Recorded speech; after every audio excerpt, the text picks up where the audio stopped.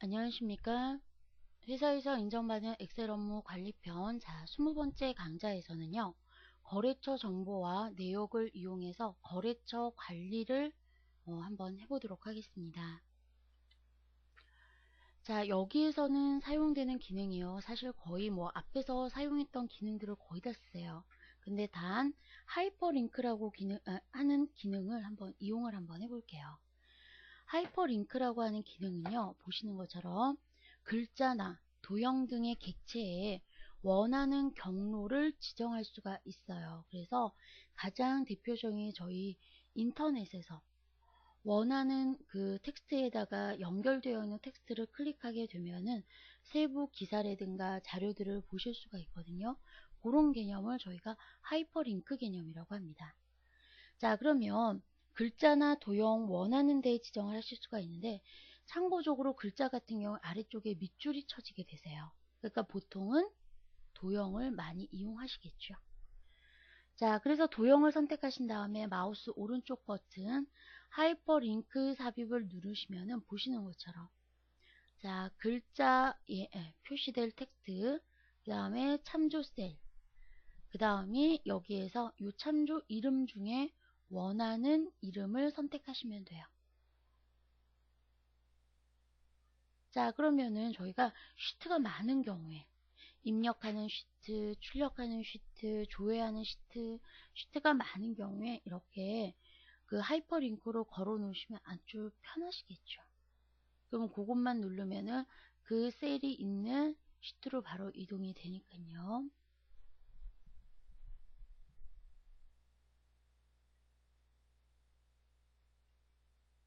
자, 그 다음에 2007 같은 경우에는 하이퍼링크 안에 그러니까 여기 삽입에 보시면은 하이퍼링크라고 있어요. 그래서 이렇게 이용을 하셔도 되고요. 자, 그러면은 저희 20번째 그 강좌 실습을 하면서 정리를 한번 해보도록 하겠습니다. 자, 그러면은 20번째 파일을 여시면요. 보시는 것처럼 제품 내용과 거래처 정보, 그 다음에 거래 내역, 그 다음에 거래처 내역을 한번 만들어 볼게요. 그래서 제품 내용, 거래처 정보, 거래 내역을 이용해서 거래처 내역이요. 자, 그러면은 예를 들면은 저는 먼저 하나 유아부터 한번 볼게요. 예를 들면 여기에다가 하나 유아라고 넣고요. 그러면 대표자 전화번호, 사업자 등록번호, 주소는 vlookup 함수 이용하시면 되잖아요. 자, 그래서 vlookup 함수 이용하셔서 거래처 정보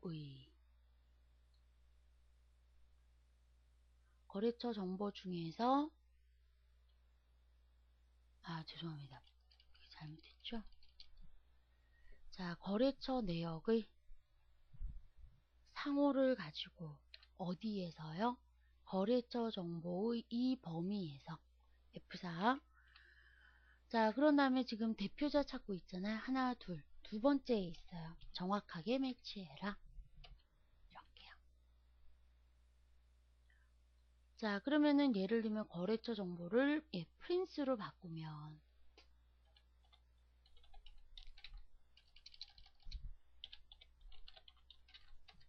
자, 백종현으로 바뀌는 거 보이시죠? 자, 그래서 여기에서는 요 상호도 절대 주소가 되는 겁니다. 자, 그래서 채우기를 하시면 자, 그리고 나서 여기에다가 뭐요? 세 번째, 다음에 네 번째, 여기는 다섯 번째. 자, 이렇게요.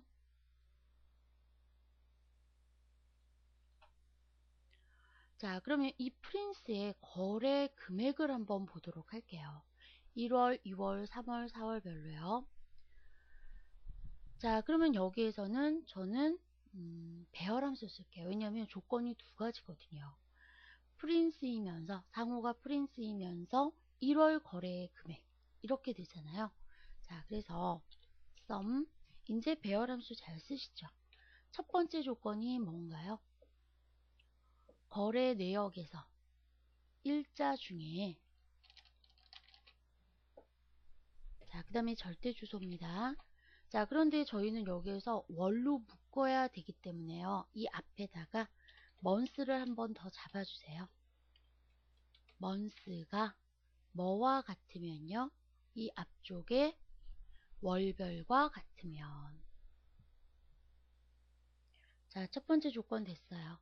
두 번째 조건은요? 그러면 여기는 두 번째 조건이 아니라, 여기 상호가요. 자, 그래서 얘가, 이거 절대 주소죠. 바뀌지 말아야 되는. 얘가 거래 내역에서, 자, 상호. F4, 여기도 역시 절대 주소.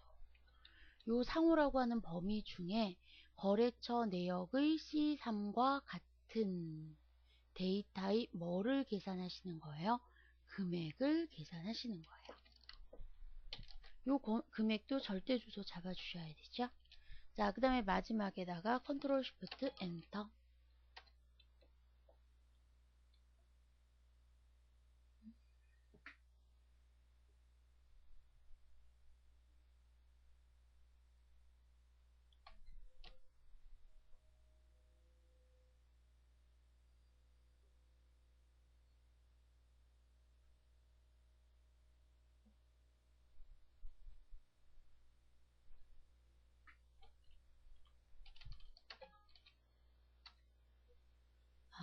병합된 셀은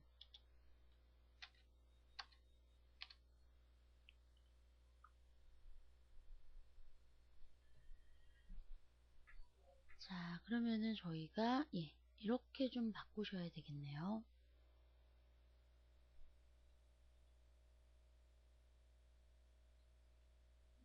셀 서식에서 맞춤에서 셀 병합된 것을 해제하고요. 자, 그 다음에 여기 D2는 삭제하시면 되세요.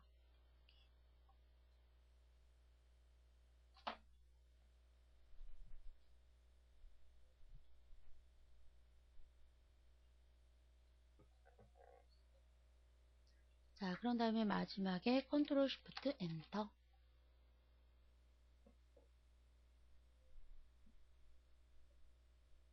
자, 그래서 여기 보시면은 월별은 하나씩 증가하시면 되니까요.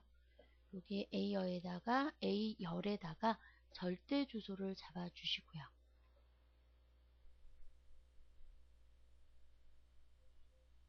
자, 그 다음에는 손댈 부분 없으세요. 컨트롤 쉬프트 엔터.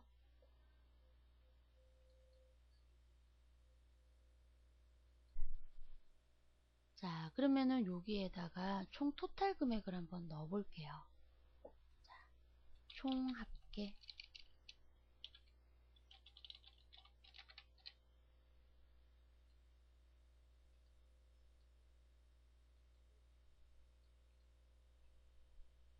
자, 그러면은 이게 프린스의 거래 내역이 되는 거죠. 자, 그래서 여기에다가 자동합계.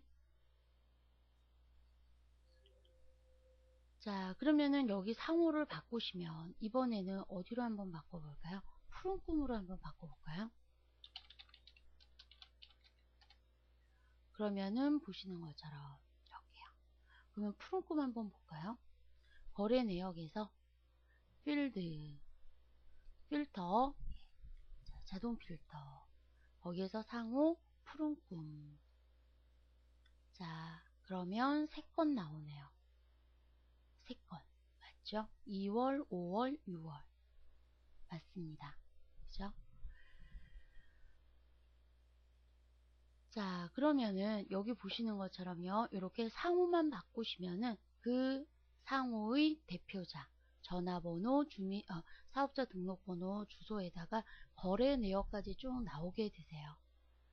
자, 지금까지 저희 하셨던 기능 가지고 아주 수월하게 사용하실 수 있는 기능이시거든요.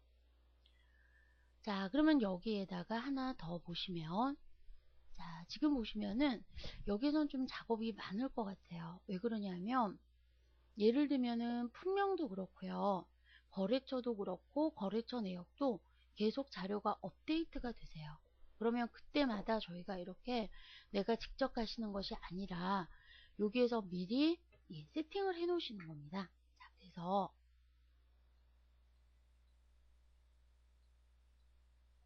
자, 거래처 내역 관리 및 조회 뭐 이런 식으로 이름을 넣고요.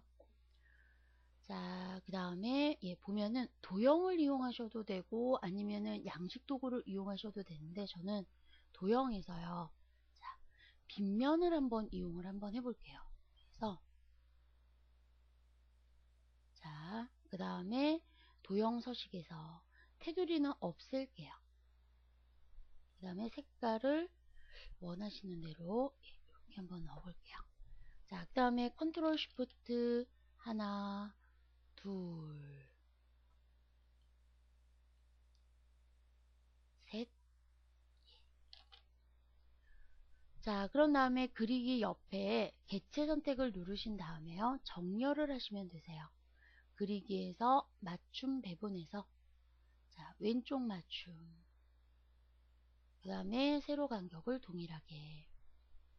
자, 그러면 첫 번째에서는 뭐냐면 제품 추가. 그 다음에 두 번째에서는요. 거래처 추가.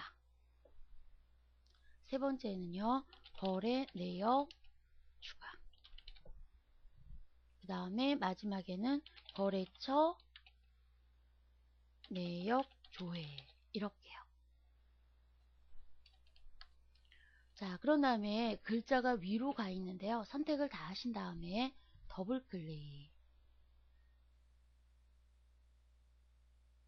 자, 맞춤을 보시면요. 가로도 가운데, 세로로 가운데 맞출게요. 확인. 그 다음에 글자도 조금만 키울까요? 한 13 정도로 해서 진하게 이렇게요. 자, 그러면 제품 추가를 클릭하게 되면 여기에서 제품 내용에서 추가가 될 수 있게끔 자, 그래서 이 버튼을 클릭하신 다음에요. 마우스 오른쪽 버튼 하이퍼링크로 가요. 자, 현재 문서 어디로 가신다고요? 제품 내용으로 가신다고요. 시트에서 제품 내용 확인. 거래처 추가돼요. 마우스 오른쪽 버튼 그 다음에 하이퍼링크 그 다음에 거래처 추가니까는 요거는 거래처 정보 확인. 자, 그 다음에 거래처 추가요. 거래 내역 추가 하이퍼링크 그 다음에 역시 거래 내역 확인. 그 다음에 거래처 내역 조회 마지막 확인. 자, 그러면 그 다음부터는요. 쓰실 때 이렇게 쓰시면 돼요. 자, 제품 추가하셔야 돼요. 클릭하시면 이렇게 셀로 바로 이동이 되는 거 보이시죠? 거래처 내역 조회 바로 시트가 이동이 되게 되세요. 자, 그러면 왔다 갔다 하시는 게 조금 불편하시잖아요. 그러면 여기에도 마찬가지예요. 자, 예를 들면 도형에서 자, 기본 도형에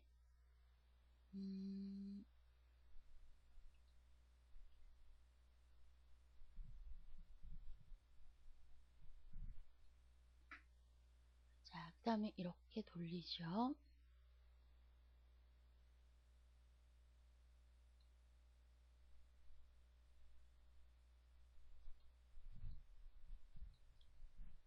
그래서 도형 서식에 가셔서 자, 이거는 이제 눈에 좀 잘 띄라고요. 빨간색으로 한번 해볼게요. 아이고, 채우기가 빨간색인데. 예. 자, 그런 다음에 여기에서는요. 하이퍼링크를 제일 앞에 있는 작업 환경이라고 하는 시트로 참조를 시켜 놓으시는 거예요. 자, 컨트롤 C, 컨트롤 V. 그 다음에 컨트롤 V. 컨트롤 V 이렇게요. 자, 그러면 나중에 자, 작업 환경에서요. 거래처 추가 다 하셨어요. 요것만 누르시면은 원래대로 이렇게요. 자, 그런 다음에 직사각형을 하나 넣고요. 채우기는 없음. 그래야지 보이니까요. 자, 그런 다음에 필요 없는 셀들은 숨기시고.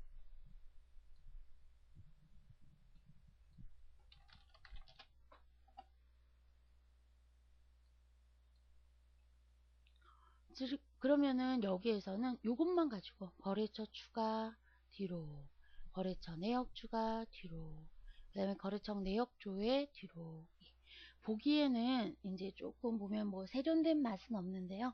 보시는 것처럼 쉬트가 많아서 저희가 쉬트 왔다 갔다 하기 좀 곤란하실 때 이렇게 하이퍼링크로 걸어 놓으시면은 쓰시는 분들이 상당히 편하시겠죠.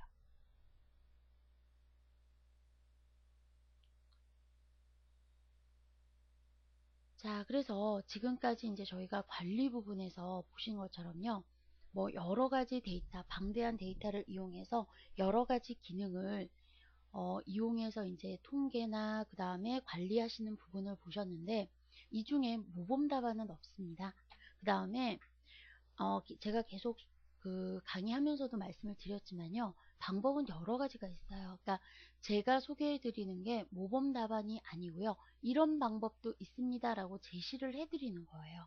그래서 참고 자료로 보시라고요. 그래서 쓰다 보니까 이거보다는 이거로 나는 작성을 할 수 있겠다. 아니면 이 기능은 이 기능이 어울리겠다 하시는 걸로 여러분들 입맛에 맞게끔 쓰시면 돼요. 그러니까 제가 강의하면서 그 다음에 이제 좀 여러분들한테 수월하게 알려드리기 위해서 좀 보면 세련된 맛은 없거든요. 근데 굳이 뭐 보면 군더더기 없이 깔끔하게 넣으시는 게 오히려 나중에 수정하실 때 문제가 생겨서 수정하실 때 편하세요. 그래서 보면은 뭐 제 강의 들으면서 왜 저렇게 하지? 또는 뭐 저런 이상하다라고 하시는 하시는 분들도 계실 수가 있는데 아까도 말씀드렸던 것처럼 다양한 방법으로 제시를 해드린 거예요.